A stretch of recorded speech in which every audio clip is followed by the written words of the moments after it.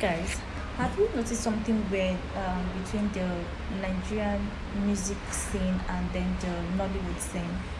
The relationship is not very solid. The energy is not reciprocated. Well, if you haven't noticed, Nollywood actor Timini is bringing it up to your notice. So last week Sunday, he shared his frustration about how the musicians are not supporting Nollywood as much as Nollywood is supporting the music scene, right? You see that Nollywood actors appear in their music videos, they even use their songs for Instagram posts, promotions and all that, but the same energy is not reciprocated.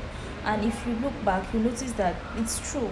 He has a point, because you notice that a lot of Nollywood actors are appearing in their videos, they use their songs to promote maybe their movies and all that, but you hardly see musicians supporting Nollywood, supporting any movie in the cinema, doing meet and greet, just promoting it on their socials. You hardly see that. This is a debatable point. It has sparked a lot of conversations online, and we love that you check our website to see more of this. Have a nice day.